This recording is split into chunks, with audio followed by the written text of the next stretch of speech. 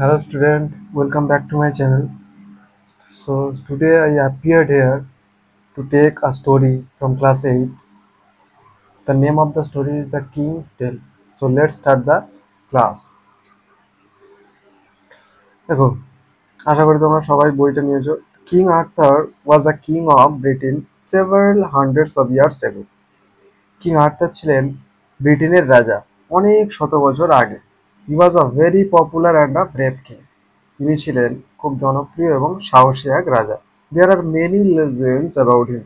তার সম্পর্কে কিন্তু অনেক পৌরাণিক বা পুরা কাহিনী কিন্তু আছে। The following tales is adaption from the ancient Arthurian legends.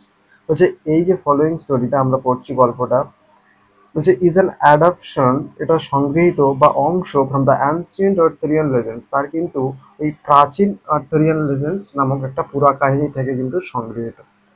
So let's read. Many hundreds of years ago, বলছে অনেক শত বছর আগে, England was ruled by a king call Arthur Pendragon. England কিন্তু শাসিত হতো, ঠিক আছে, বা ইংল্যান্ডের শাসন চালাতো রাজা আর্থার পেন্ডারগন। দ্য কিং, রাজা, who was friend and protector to all his people, was fair in every one. বলছে রাজা যে ছিলেন খুব বন্ধুত্ব পরায়ণ এবং রক্ষাকর্তা সমস্ত মানুষের কাছে তিনি ছিলেন আর কি। ঠিক আছে, the people of Britain lived in peace and happiness. বলছে ব্রিটেনের মানুষজন কিন্তু খুব শান্তিতে বসবাস করতে পারত এবং খুব খুশিতে আর কি। Tending their flocks and tilling their fields. Tending their flocks মানে তাদের হচ্ছে পশুচারণ, অ্যান্ড টিলিং দেয়ার ফিল্ডস মানে তাদের মাঠে কর্ষণ বা চাষবাস করে। King Arthur Pendragon had married a beautiful lady Igraine. King Arthur Pendragon বিবাহ করেছিলেন খুব সুন্দর এক বিউটিফুল লেডি, খুব সুন্দর এক লেডি, তার নাম হচ্ছে ইগ্রাইন। তাহলে দেখো এখানে কিন্তু শর্ট কোশ্চেন্স এমসিকিউ টাইপের এবং আনসার দ্য ফলোইং কোশ্চেন্স আসতে পারে যে what was the name of the king's wife. King এর ওয়াইফের নাম কি ছিল। অ্যান্ড হ্যাড আ সন, এবং তাদের একটা পুত্রও ছিল। This child was the heir to the royal throne. এই পুত্রটাই ছিল কিন্তু রাজ সিংহাসনের উত্তরাধিকারী। The kings and the queen died soon after the baby boy was born. রাজা এবং রানী কিন্তু মারা গেছিলেন তাদের পুত্র সন্তান জন্মানোর পর।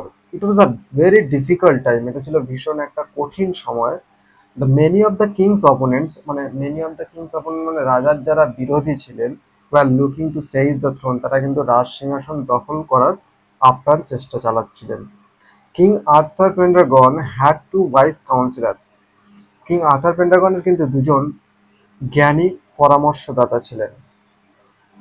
Marlin, a prophet had a magician. Marlin ছিলেন আ প্রফেট, ভবিষ্যদ্বক্তা, অ্যান্ড আ ম্যাজিশিয়ান, এবং তিনি ছিলেন জাদুকর। তাহলে এটাও একটা আমাদের প্রশ্ন চলে আসতে পারে, answer the following questions. Who was Merlin, ঠিক আছে।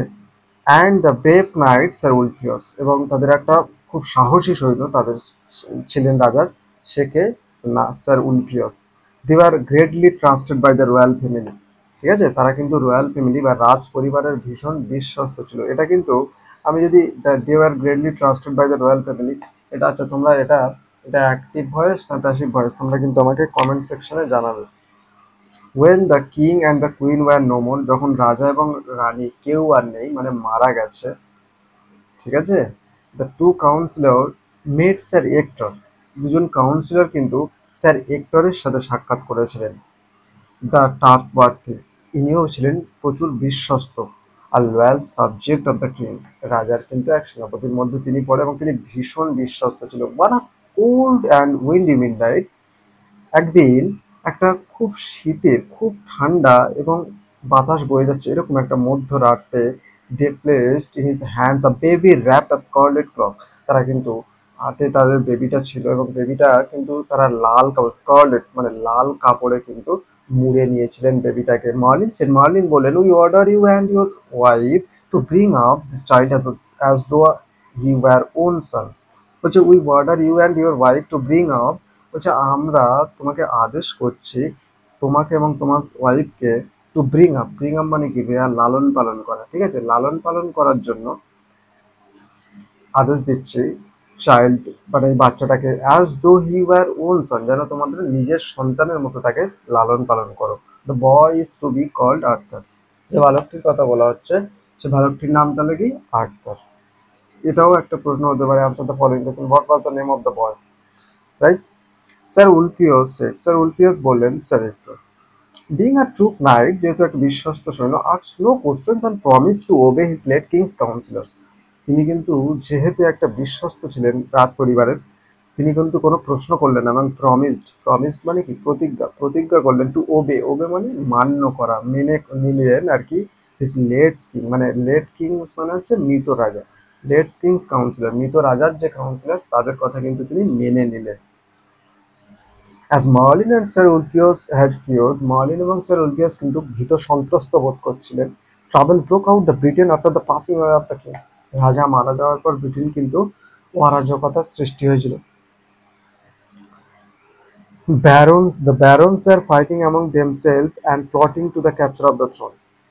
ব্যারন মানে নোবেলম্যান, যারা আর কি একটু ক্ষমতাশালী, তারা কিন্তু একে অপরের মধ্যে যুদ্ধ করতে আরম্ভ করে দিয়েছিল ক্যাপচার করার জন্য রাজ সিংহাসন, throne. Britain was in grip of lawlessness, British কিন্তু এবার কি হয়েছিল, অরাজকতার শিকার হয়ে গেছিল ব্রিটেন কিন্তু, তাই না? বিকজ কারণটা কি ছিল, কারণটা তাদের রাজা আর্থার পেন্টাগন তিনি কিন্তু আর নেই। ট্রাভেলার বা রেগুলারলি রোড, যারা কিন্তু ট্রাভেলার ছিল তারা কিন্তু প্রতিনিয়ত তারা কিন্তু ডাকাতি হতে লাগলো, অর্থাৎ তাদেরকে ছিনিয়ে নেওয়া হলো, ছিনতাই হতে শুরু করে দিল।